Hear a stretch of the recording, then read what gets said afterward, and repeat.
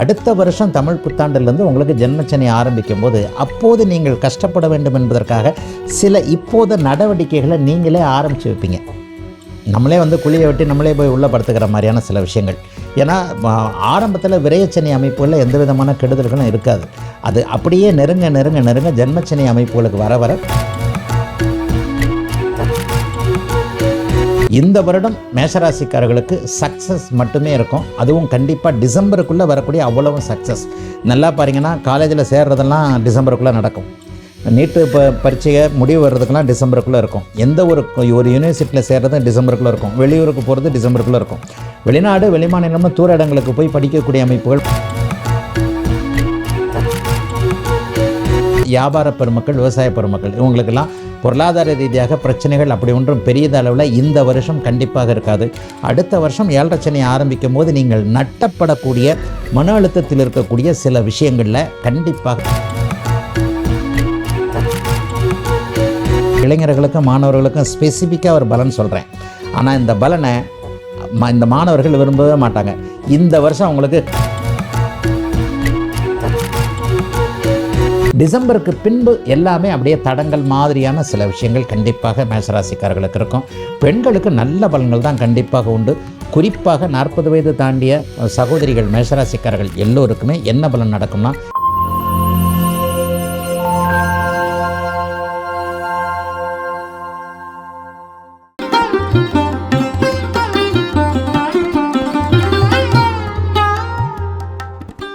Cosmoview நேயர்கள் அனைவருக்கும் வணக்கம். இன்றைய நிகழ்ச்சியில 2026 தமிழ் புத்தாண்டு சிறப்பு பலன்களை நம்ம கணித்து சொல்றதற்காக ஆதித்ய குருஜி ஜோதிடர் அவர்கள் நம்ம கூட இணைந்திருக்காரு. தொடர்ந்து நிறைய விஷயங்கள் அவர்கிட்ட கேட்டு தெரிஞ்சுக்கலாம். வணக்கம் சார். நல்லா இருப்பீங்கம்மா. உலகம் முழுக்க பரவி இருக்கும் காஸ்மோவியூஸ் நேயர்கள் அனைவருக்கும் இனிய நல்வாழ்த்துக்கள், இனிய தமிழ் புத்தாண்டு நல்வாழ்த்துக்கள். எல்லோரும் நன்றாக இருப்பீர்கள். ஸோ நல்லா இருப்பீங்க அப்படின்னு நானும் நம்புறேன் சார். இன்னைக்கு நிகழ்ச்சியில 2026 தமிழ் புத்தாண்டினுடைய சிறப்பு பலன்கள் உங்ககிட்ட கேட்டு தெரிஞ்சுக்கணும்னு வந்திருக்கோம். முதல் ராசியான மேஷ ராசிக்காரர்களுக்கு இந்த 2026 தமிழ் புத்தாண்டுக்கு அப்புறம் என்ன மாதிரியான மாற்றங்கள், என்ன மாதிரியான பலன்கள், எந்த விஷயத்துல எல்லாம் அவங்க ரொம்ப கவனமா இருக்கணும், அதை பத்தி சொல்லுங்க.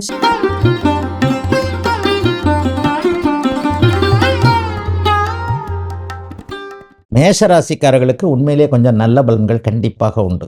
ஏன் அப்படி சொல்கிறேன் அப்படின்னா, இந்த வருஷம் பெருசு அளவில் இருக்காது. அடுத்த வருஷம்தான் அவங்க ஜென்மச்சனியுடைய ஆதிக்கத்தில் வரப்போகிறாங்க. அடுத்த வருஷம் ஜென்மச்சனியுடைய ஆதிக்கத்தில் அவங்க வரும் பொழுது அவர்களுக்கு சில பல நெகட்டிவான அமைப்புகள் இளைஞர்களுக்கு மட்டும் நடக்கும். அப்போ நம்ம பேசுகிறது இந்த தமிழ் புத்தாண்டை பற்றி தான். இந்த தமிழ் புத்தாண்டில் என்ன ஒன்று, வருமுன் உரைப்பதே ஜோதிடம், வருமுன் காப்பது வருமுன் உரைப்பது ஜோதிடம். அடுத்த வருஷம் தமிழ் புத்தாண்டிலிருந்து உங்களுக்கு ஜென்மச்சனி ஆரம்பிக்கும் போது அப்போது நீங்கள் கஷ்டப்பட வேண்டும் என்பதற்காக சில இப்போது நடவடிக்கைகளை நீங்களே ஆரம்பித்து வைப்பீங்க. நம்மளே குழியை வெட்டி நம்மளே போய் உள்ளே படுத்துக்கிற மாதிரியான சில விஷயங்கள். ஏன்னா ஆரம்பத்தில் விரயச்சனி அமைப்புகளில் எந்த விதமான கெடுதல்களும் இருக்காது. அது அப்படியே நெருங்க நெருங்க நெருங்க ஜென்மச்சனி அமைப்புகளுக்கு வர வர கொஞ்சம் ஒரு மாதிரியாக இருக்கும். ஆக என்ன நடக்கும்னா, முதல் 6 மாதங்கள் இயல்பாக இருப்பதைப் போல, எல்லாம் சரியாக இருப்பதைப் போல இருக்கக்கூடிய ஒரு அமைப்பு. பிற்பகுதி 6 மாதங்கள் இந்த வருஷம் டிசம்பர் மாதத்திற்கு பிறகு ஏதாவது ஒரு அகலக்கால அப்படி இப்படியே வச்சுக்கிட்டு கொஞ்சம் பொருளாதார ரீதியிலான சிக்கல் அமைப்புகள் மேஷராசிக்காரர்களுக்கு இருக்கும். இன்னொன்னையும் கண்டிப்பாக சொல்லணும். இப்போது 3ஆம் இடத்தில் இருக்கக்கூடிய குரு பகவான் 4ஆம் இடத்திற்கு ஜூன் மாதத்திற்கு பிறகு வருகிறார். அவர் ஒரு 3 மாதம் இருப்பார். அதற்கப்புறம் 5ஆம் வீட்டிற்கு போய் ராசியை பார்ப்பார். இதெல்லாம் ஒரு வகையில் நல்ல அமைப்பு. பொதுவாக சொல்லப்போனால் மேஷராசிக்காரர்களுக்கு பெரிய சோதனைகள் எதுவும் இருக்காது அப்படின்னு மேஷராசிக்காரர்களுக்கு சொல்லிடலாம். ஏனென்றால் பெரிய அளவில் இந்த வருடாந்திர கிரகங்கள்னு நான் சொல்லக்கூடிய அமைப்பு. அடுத்த வருஷம் தான் ஜென்மச்சனி நடக்குது. அடுத்த வருஷம் உங்களுக்கு கிட்டத்தட்ட ஏதாவது ஒரு வகையில் பொருளாதார பிரச்சனைகளோ, வேலை அமைப்புகளில் ஒரு சந்தோஷம் இல்லாத மாற்றங்களோ, தொழில் ரீதியிலான ஒரு முடக்கங்களோ ஏதாவது ஒரு வகையில் இளைய பருவத்தினருக்கு கொடுப்பார். இதுலேயே இன்னொன்றும் சொல்லணும், எல்லா மேஷராசிக்காரங்கன்னா மேஷராசிக்காரங்களில் 10 ரூபா சம்பாதிக்கிறவங்களும் இருக்கிறாங்க, 10 லட்சம் சம்பாதிக்கிறவங்களும் இருக்கிறாங்க, அன்றாடம் உழைத்து பிழைக்கக்கூடிய எளியவர்களும் இருக்கிறார்கள், பெரும் கோடீஸ்வரர்களும் இருக்கிறார்கள். இதில் முக்கியமான ஒன்று, 20 வயசுக்காரங்களும் இருக்கிறாங்க, 60 வயசுக்காரங்களும் இருக்கிறாங்க. இளைஞர்களுக்கு நடக்கக்கூடிய இந்த ஜென்மச்சனியுடைய தாக்கம் 40 வயது தாண்டியவர்களுக்கு, 45 வயசு தாண்டியவர்களுக்கு கண்டிப்பாக இருக்காது. அப்போ அவங்களுக்கு பெரிய அளவில் சோதனைகள் இருக்காதுன்னு சொல்லலாம். இப்போ குறிப்பா நீங்க இளைய பருவத்தினர் சொன்னதுனால மாணவர்களுக்கு இந்த வருடம் எப்படி இருக்கும்? இந்த வருடத்தில் எந்த பாதிப்புகளும் இருக்காது. இந்த வருடத்தில் மாணவர்களுக்கு கண்டிப்பாக நீட் எழுதுகிற மாணவர்களுக்கு நீட்டு கிடைக்கும். அடுத்த வருஷத்தில் ஸ்ட்ரெஸ் இருக்கும். அதனால் நம்ம இப்போ இந்த வருஷத்தை பற்றி தான் பேசுகிறோம். இந்த வருடம் மேஷராசிக்காரர்களுக்கு சக்ஸஸ் மட்டுமே இருக்கும். அதுவும் கண்டிப்பாக டிசம்பருக்குள்ளே வரக்கூடிய அவ்வளவும் சக்ஸஸ். நல்லா பாருங்கன்னா காலேஜில் சேர்றதெல்லாம் டிசம்பருக்குள்ளே நடக்கும். நீட்டு பரீட்சையை முடிவு வர்றதுக்கெல்லாம் டிசம்பருக்குள்ளே இருக்கும். எந்த ஒரு யூனிவர்சிட்டியில் சேர்றது டிசம்பருக்குள்ளே இருக்கும். வெளியூருக்கு போகிறது டிசம்பருக்குள்ளே இருக்கும். வெளிநாடு வெளிமாநிலம்னு தூர இடங்களுக்கு போய் படிக்கக்கூடிய அமைப்புகள் மாணவர்களுக்கு கண்டிப்பாக உண்டு. இளைய பருவத்தினருக்கு வேலை சார்ந்த விஷயங்களில் நல்லவைகள் கண்டிப்பாக மேஷராசிக்காரர்களுக்கு இருக்கும்.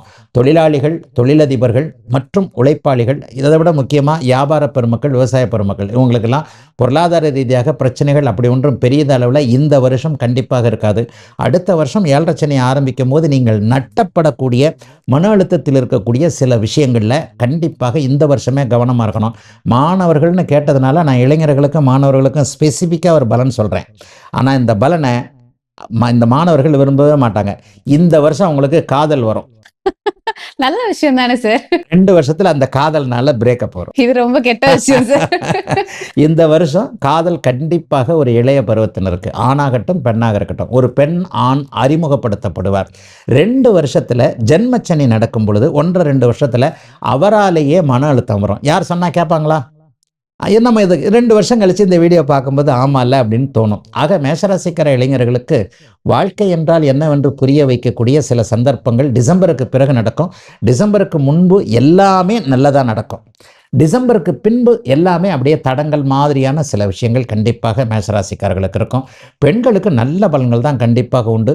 குறிப்பாக 40 வயது தாண்டிய சகோதரிகள் மேஷராசிக்காரர்கள் எல்லோருக்குமே என்ன பலன் நடக்கும்னா, கணவரால் சந்தோஷம், பிள்ளைகளால் இது வரைக்கும் இல்லாத அளவிற்கு ஓரளவுக்கு நிம்மதி, இந்த மாதிரியான அமைப்புகள் கண்டிப்பாக இருக்கும். ஆக இளைஞர்கள் கவனமாகவும், நடுத்தர வயது தாண்டியவர்களுக்கு கடன் நோய் போன்ற விஷயங்கள் இல்லாமல் ஓரளவிற்கு நல்ல பலன்கள் நடக்கக்கூடிய நல்ல வருஷமா தாங்க இந்த வருஷம் அமைஞ்சிருக்கு. பொதுவான பலன்கள் இந்த வருடம் என்ன மாதிரியான பெயர்ச்சிகள் எல்லாம் நடக்க இருக்கு? ஆமா, இது இந்த பொது பலன் எப்படி சொல்லப்படுகிறது? கரெக்டான கேள்வி கேட்டீங்க. அப்போ பொதுவான பலனாக இருந்தாலும் எதன் அடிப்படையில் இது சொல்லப்படுகிறது? பஞ்சாங்கங்கள்ல ராஜா கிஜான்னு சொல்லிட்டு வேற மாதிரியான மெத்தடு சொல்லுவாங்க. உண்மையிலேயே ஒரு பலன்கள் என்பது கிரகங்களுடைய சஞ்சாரத்தின் அடிப்படையில் தான் நடக்குதுங்க. ஒரு கிரகம் எந்த இடத்துல எங்கே எப்படி இருக்கிறது, அதன் அடிப்படையில் தான் பலன்கள் நடக்கிறது. அதுதான் உண்மையான ஒரு கணிதமான ஒன்று. இப்போ பார்த்தீங்கன்னா சனி பகவான் இப்போ இந்த நிலைமையில சனி மீன வீட்டில் இருக்கிறார், குரு மிதுன வீட்டில் இருக்கிறார், ராகு கேதுக்கள் கும்பம் சிம்மம் என்கின்ற வீட்டில் இருக்கின்றன.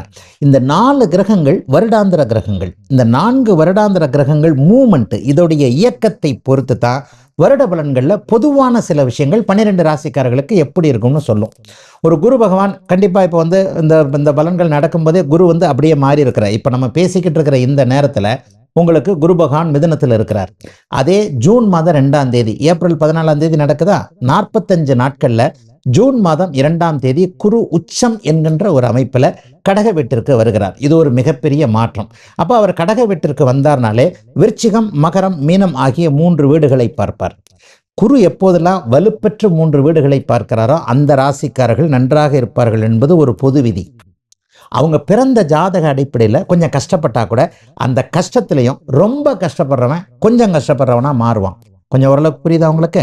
அப்போ அந்த கோச்சாரம் என்பது ஒரு தாங்குகின்ற வலிமையை, கீழே புதைஞ்சு போறவனை கழுத்து மட்டும் வெளியில தெரிகிற மாதிரியான ஒரு சூழலை கண்டிப்பாக கொடுக்கும். அதுதான் உண்மையான வார்த்தை. அப்போ இப்போ ஜென்மச்சனி மீனராசிக்காரர்களுக்கு நடந்துகிட்டு இருக்கு. இந்த ஜென்மச்சனி இந்த வருடம் தமிழ் புத்தாண்டு முழுக்கவே ஜென்மச்சனி நடக்குது.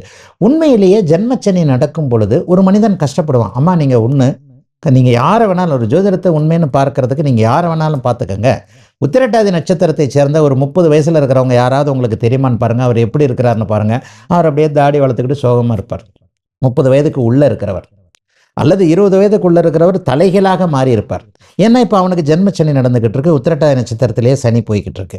இந்த தமிழ் புத்தாண்டில் ரேவதி நட்சத்திரத்திற்கு மேலே அது போகிறது. ஆக ஒருவர் உத்திரட்டாதி நட்சத்திரத்தில் இளைய பருவத்தினராக இருந்தால் அவருக்கு இந்த வருஷம் எந்த கிரகம் எப்படி மாறினாலும் அதனால் ஒரு பெரிய பாசிட்டிவான விஷயங்கள் இருக்காது. அவர் சில விஷயங்களை அனுபவித்தே ஆக வேண்டும். இந்த வருடத்தில் டிசம்பர் மாதம் இந்த வருடத்தில் ஒரே ஒரு பெயர்ச்சி நடக்குது அப்படின்னு சொன்னால், அதாவது ஏப்ரல் 2026 ஏப்ரல் 2027 வரைக்கும் முக்கியமான பெயர்ச்சி அப்படின்னு சொன்னால் குரு பகவான் அதிசார முறைப்படி 3 மாதங்களுக்கு ஒரு முறை அப்படி இப்படி மாறிக்கிட்டே வர்றாரு. ராகு கேதுக்கள் டிசம்பர் மாதம் 5ஆம் தேதி இப்போ இருக்கின்ற கும்ப வீட்டிலிருந்து மகர வீட்டுக்கும் கடக வீட்டுக்கும் வருது. இது ஒரு முக்கியமான பயிற்சி. இதை வச்சு தான் நிறைய பேருக்கு நம்ம பலன் சொல்ல முடியும்.